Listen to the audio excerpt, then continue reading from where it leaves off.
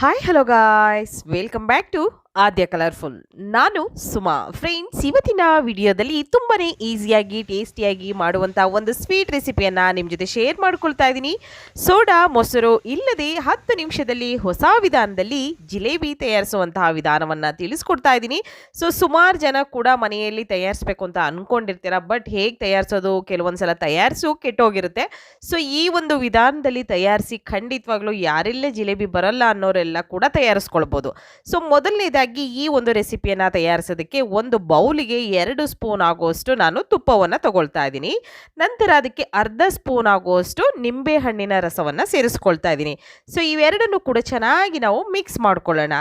Friends, ನೀವ್ಯಾರಾದರೂ first time ನನ್ನ ಚಾನಲ್ಗೆ visit ಮಾಡಿದರೆ ಪ್ಲೀಸ್ ನನ್ನ ಚಾನಲ್ನ ಸಬ್ಸ್ಕ್ರೈಬ್ ಮಾಡ್ಕೊಳ್ಳಿ, ಹಾಗೆ ಲೈಕ್ ಮಾಡಿ ಮತ್ತು ಹೆಚ್ಚೆಚ್ಚು ಶೇರ್ ಮಾಡೋದಂತೂ ಮರಿಬೇಡಿ. ಓಕೆ, ಈಗ ತುಪ್ಪ ಮತ್ತು ನಿಂಬೆ ಹಣ್ಣಿನ ಜ್ಯೂಸನ್ನು ಎರಡನ್ನೂ ಕೂಡ ನೀಟಾಗಿ ನಾನು ಅದನ್ನು ಮಿಕ್ಸ್ ಮಾಡಿ ಒಂದು ಬೌಲಲ್ಲಿ ತೊಗೊಳ್ತಾ ಇದ್ದೀನಿ. ಇದನ್ನು ನಂತರ ಮತ್ತೆ ಇನ್ನೊಂದು ಬೌಲ್ ತೊಗೊಳ್ತಾ ಇದ್ದೀನಿ. ಇದಕ್ಕೆ 1 ಕಪ್ ಆಗುವಷ್ಟು ಮೈದಾ ಹಿಟ್ಟನ್ನು ಸೇರಿಸ್ಕೊಳ್ತಾ ಇದ್ದೀನಿ. ಓಕೆ, ಸುಮಾರು ಒಂದು 1/4 kg ಆಗುವಷ್ಟು, ನಾವು ಅಳತೆಯಲ್ಲಿ ಹೇಳಬೇಕು ಅಂದರೆ 1/4 kg ಆಗುವಷ್ಟು ಮೈದಾ ಹಿಟ್ಟನ್ನು ಹಾಕ್ಕೊಳ್ತಾ ಇದ್ದೀನಿ. ನಂತರ ಈ ಒಂದು ತುಪ್ಪಕ್ಕೆ ನಾವಿಲ್ಲಿ ಒಂದೇ ಒಂದು ಪಿಂಚಷ್ಟು ಉಪ್ಪನ್ನು ಸೇರಿಸ್ಕೊಳ್ತಾ ಇದ್ದೀನಿ. ಒಂದೇ ಒಂದು ಸ್ವಲ್ಪ, ಜಾಸ್ತಿ ಬೇಡ. ಯಾವುದೇ ಒಂದು ಸ್ವೀಟಿಗೆ ನಾವು ಸ್ವಲ್ಪ ಉಪ್ಪನ್ನು ಸೇರಿಸ್ಕೊಂಡ್ರೆ ಖಂಡಿತವಾಗ್ಲೂ ಅದರ ಸ್ವೀಟು ಅಥವಾ ಅದರ ರುಚಿ ಮತ್ತಷ್ಟು ಹೆಚ್ಚಾಗುತ್ತೆ ಅಂತ ಹೇಳ್ತಾರೆ. ಅದಕ್ಕೋಸ್ಕರ ಸ್ವಲ್ಪ ಉಪ್ಪನ್ನು ಸೇರಿಸ್ಕೊಂಡಿದ್ದೀನಿ. ನಂತರ ಮೈದಾ ಹಿಟ್ಟಿಗೆ ಸ್ವಲ್ಪ ನೀರನ್ನು ಹಾಕ್ಕೊಂಡು ಹಿಟ್ಟನ್ನು ಕಲಿಸ್ಕೊಳ್ಳೋಣ. ಹಿಟ್ಟನ್ನು ಕಲಿಸ್ಬೇಕಾದ್ರೆ ತುಂಬಾ ಗಮನ ಇಟ್ಟು ನೀವು ನೋಡಿಕೊಂಡು ಹಿಟ್ಟನ್ನು ಕಲಿಸ್ಕೋಬೇಕಾಗುತ್ತೆ. ತೀರಾ ತೆಳ್ಳಗಾದರೆ ಅಂತೂ ಪರ್ಫೆಕ್ಟಾಗಿ ಜಿಲೇಬಿ ಬರೋದಿಲ್ಲ, ಹಾಗೆ ತೀರಾ ಗಟ್ಟಿ ಕೂಡ ಮಾಡಬಾರ್ದು. ಹೇಗೆ ಕಲಿಸೋದು ಅಂತ ಕೂಡ ನಾನು ತೋರಿಸ್ಕೊಡ್ತಾ ಇದ್ದೀನಿ ಇಲ್ಲಿ. ಸ್ವಲ್ಪನೇ ನೀರನ್ನು ಹಾಕ್ಕೊಳ್ಳೋಣ, ಜಾಸ್ತಿ ನೀರು ಬೇಡ.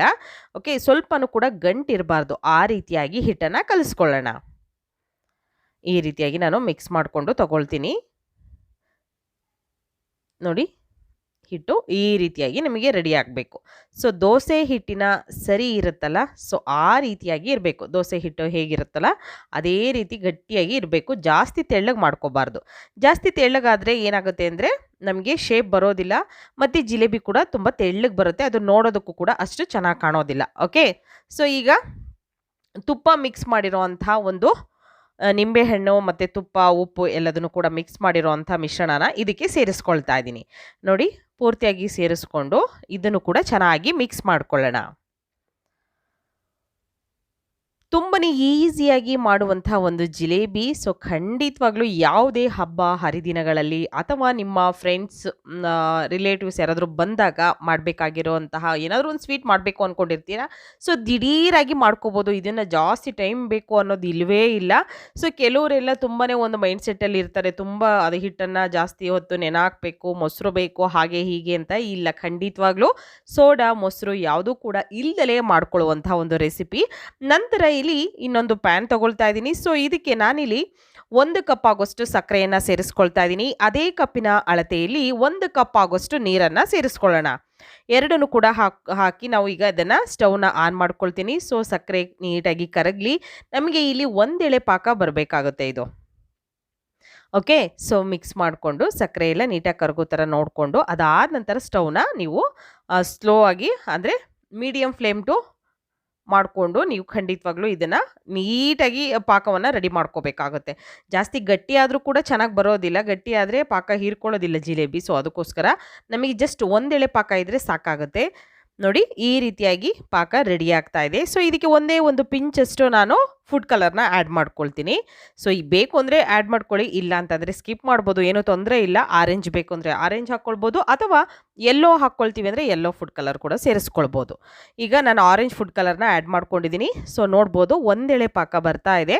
ಈಗ ನಾವು ಇದನ್ನು 1 ಸೆಕೆಂಡ್ವರೆಗೂ ಮತ್ತೆ ಕುದಿಸ್ಕೊಂಡು ನಾನು ಇದನ್ನು ಸ್ಟವ್ನ ಆಫ್ ಮಾಡ್ಕೊಳ್ತೀನಿ. ಇಲ್ಲಿ ಹಿಟ್ಟು ನೋಡ್ಬೋದು, ಹಿಟ್ಟನ್ನು ನಾನು ರೆಡಿ ಮಾಡಿ ಸುಮಾರು ಒಂದು 2 ನಿಮಿಷ ಅಥವಾ 3 ನಿಮಿಷ ಆಗಿದೆ.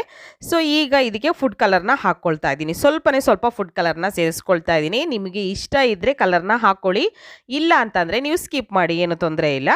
ಈಗ ಫುಡ್ ಕಲರ್ನ ಹಾಕಿದ ನಂತರ ನಾನು ಒಂದು ಅರ್ಧ ಸ್ಪೂನ್ ಆಗೋಷ್ಟು ಈನೋ ಪೌಡರ್ನ ಸೇರಿಸ್ಕೊಳ್ತಾ ಇದ್ದೀನಿ. ಒಂದು ಅರ್ಧ ಸ್ಪೂನ್ ಅರ್ಧ ಸ್ಪೂನ್ ಆಗೋಷ್ಟು ಈನೋ ಪೌಡರ್, ಬೇಕು ಅಂದರೆ ನೀವು ಅಡುಗೆ ಸೋಡಾ ಕೂಡ ಹಾಕ್ಕೊಳ್ಬೋದು. ಸೊ ಅದರಿಂದ ನೀವು ಈಗ ಬೇಕು ಅಂದರೆ ಅದನ್ನು ಹಾಕ್ಕೊಳ್ಳಿ, ಇಲ್ಲ ಅಂತಂದರೆ ಈನೋ ಹಾಕ್ಕೊಳ್ಳಿ. ಈನೋ ಹಾಕೋದ್ರಿಂದ ತುಂಬ ಚೆನ್ನಾಗಿ ಬರುತ್ತೆ. ಸೊ ಅದಕ್ಕೋಸ್ಕರ ಸ್ವಲ್ಪ ನೀರನ್ನು ಸೇರಿಸ್ಕೊಳ್ತಾ ಇದ್ದೀನಿ, 1 ಸ್ಪೂನ್ ಆಗೋಷ್ಟು ನೀರು ಅಷ್ಟೇ. ನಂತರ ಮಿಕ್ಸ್ ಮಾಡ್ಕೊಳ್ಳೋಣ. ಈ ರೀತಿಯಾಗಿ ನೀಟಾಗಿ ಮಿಕ್ಸ್ ಮಾಡ್ಕೊಳ್ತಾ ಇದ್ದೀನಿ. ಸೊ ನೀಟಾಗಿ ಮಿಕ್ಸ್ ಮಾಡ್ಕೋಬೇಕು ತುಂಬಾ. ಏಕೆ ಅಂತಂದರೆ ಒಂದು ಕಡೆ ಕಲರ್ ಇರುತ್ತೆ, ಇನ್ನೊಂದು ಕಡೆ ಕಲರ್ ಇಲ್ದಂಗೆ ಆಗ್ಬಿಡುತ್ತೆ. ಸೊ ನೀಟಾಗಿ ಮಿಕ್ಸ್ ಮಾಡ್ಕೋಬೇಕಾದ್ರೆ ಕರೆಕ್ಟಾಗಿ ಮಿಕ್ಸ್ ಮಾಡಿಕೊಂಡು ನಂತರ ಈ ಥರ ನಿಮ್ಮ ಹತ್ರ ಒಂದು ಬಾಟಲ್ ಇದ್ದರೆ ಸೊ ಆ ಬಾಟಲ್ಲಿಗೆ ನಾವು ಈ ಹಿಟ್ಟನ್ನು ಸೇರಿಸ್ಕೊಳ್ಳೋಣ. ಸೊ ಫ್ರೂಟ್ಸ್ ಜಾಮಿಂದು ಅಥವಾ ಇದು ಜಾಮ್ಸ್ ಬರುತ್ತೆ, ಮತ್ತು ಅದ ನಂತರ ಸಾಸ್ಗಳು ಬರುತ್ತೆ. ಸೊ ಅಂಥ ಬಾಟಲ್ಗಳು ಯಾವುದಾದ್ರೂ ಇದ್ದರೆ ಉಪಯೋಗಿಸ್ಬೋದು, ಅಥವಾ ಪ್ಲಾಸ್ಟಿಕ್ ಬಾಟಲ್ ಇರುತ್ತಲ್ಲ, ಸೊ ಅದರಲ್ಲಿ ಒಂದು ಹೋಲ್ ಮಾಡಿಕೊಂಡು ಕೂಡ ನೀವು ಮಾಡ್ಕೋಬೋದು. ಸೊ ಈಗ ನಾನು ಈ ಒಂದು ಬಾಟಲ್ಗೆ ಹಿಟ್ಟನ್ನು ಪೂರ್ತಿಯಾಗಿ ಹಾಕ್ಕೊಂಡಿದ್ದೀನಿ. ಸೊ ಎಣ್ಣೆ ಕಾಯೋದಕ್ಕೆ ಆಲ್ರೆಡಿ ನಾನು ಇಟ್ಟಿದ್ದೀನಿ. ಎಣ್ಣೆ ಮೀಡಿಯಮ್ ಆಗಿ ಕಾದಿದೆ. ಇವಾಗ ನಿಧಾನವಾಗಿ ಜಿಲೇಬಿಯನ್ನು ಹಾಕ್ಕೊಳ್ಳೋಣ. ಫಸ್ಟ್ ಟೈಮ್ ಬರಲಿಲ್ಲ ಅಂದರೂ ತೊಂದರೆ ಇಲ್ಲ ಫ್ರೆಂಡ್ಸ್, ಮತ್ತೊಂದು ಸಲ ನೀವು ಹಾಕ್ತಿರಲ್ವ, ಜಿಲೇಬಿ ಮಾಡ್ಕೊಳ್ತಿರಲ್ವ, ಸೊ ಆವಾಗ ಪರ್ಫೆಕ್ಟಾಗಿ ಬರುತ್ತೆ. ಸೊ ಒಂದು ವಿಧಾನವನ್ನು ನೋಡ್ಕೊಳ್ಳಿ. ಓಕೆ, ಈ ರೀತಿಯಾಗಿ ನೀವು ಟ್ರೈ ಮಾಡಿದ್ರೆ ಖಂಡಿತವಾಗ್ಲೂ ಒಂದೇ ಸಲಕ್ಕೆ ಕಲಿಬೋದು. ಸೊ ಸ್ಟವ್ನ ಲೋ ಫ್ಲೇಮಲ್ಲಿ ಇಟ್ಕೊಳ್ಳಿ, ಹೈ ಫ್ಲೇಮ್ ಮಾಡಬೇಡಿ. ಯಾಕೆಂದರೆ ಜಿಲೇಬಿ ಹಾಕಬೇಕಾದ್ರೆ ನಮಗೆ ಕೈ ಸ್ವಲ್ಪ ಸುಡುವಂಥ ಚಾನ್ಸಸ್ ಇರುತ್ತೆ. ಸೊ ಅದಕ್ಕೆ ನೋಡಿಕೊಂಡು ನೀವು ಸ್ಟವ್ನ ಲೋ ಫ್ಲೇಮಲ್ಲಿ ಮಾಡಿಕೊಂಡು ನೀವು ಜಿಲೇಬಿನ ಮಾಡ್ಕೋಬೇಕಾಗುತ್ತೆ. ಸೊ ಈಗ ಎರಡೂ ಸೈಡ್ ಕೂಡ ಸ್ವಲ್ಪ ಗೋಲ್ಡನ್ ಕಲರ್ ಬರೋ ಹಾಗೆ ನಾವು ಫ್ರೈ ಮಾಡ್ಕೋಬೇಕು. ಅಂದರೆ ಗೋಲ್ಡನ್ ಕಲರ್ ಅಂದರೆ ಬೋಂಡ ಬಜ್ಜಿ ಮಾಡ್ತೀವಲ್ಲ ಆ ಥರ ಅಲ್ಲ, ಸ್ವಲ್ಪ ನಮಗೆ ಬೆಂದಿದೆ ಅಂತ ಗೊತ್ತಾಗುತ್ತೆ, ಇದು ಫ್ರೈ ಆಗಿದೆ ಚೆನ್ನಾಗಿ ಅಂತ ಗೊತ್ತಾಗುತ್ತೆ. ಎಣ್ಣೆಯಲ್ಲಿ ಬರ್ತಿರುವಂತಹ ಬಬಲ್ಸ್ ಎಲ್ಲ ಕಮ್ಮಿ ಆಗುತ್ತೆ. ಸೊ ಆವಾಗ ಪರ್ಫೆಕ್ಟಾಗಿ ಜಿಲೇಬಿ ಆಗಿದೆ ಅಂತ. ಬೋಂಡು ಥರ ನಾವು ಅದು ನಮಗೆ ಬ್ರೌನ್ ಕಲರ್ ಬರೋ ಹಾಗೆ ನಾವು ಫ್ರೈ ಮಾಡ್ತೀವಲ್ಲ ಆ ಥರ ಅಲ್ವೇ ಅಲ್ಲ, ಸ್ವಲ್ಪ ನಮಗೆ ಇದು ಬೆಂದಿದೆ, ಕ್ರಿಸ್ಪಿಯಾಗಿ ಆಗಿದೆ ಅಂತ ಗೊತ್ತಾಗುತ್ತಲ್ಲ, ಸೊ ಆಗ ಜಿಲೇಬಿಯನ್ನು ಎಣ್ಣೆಯಿಂದ ಆಚೆ ತೆಗೆದುಬಿಡಿ. ಓಕೆ,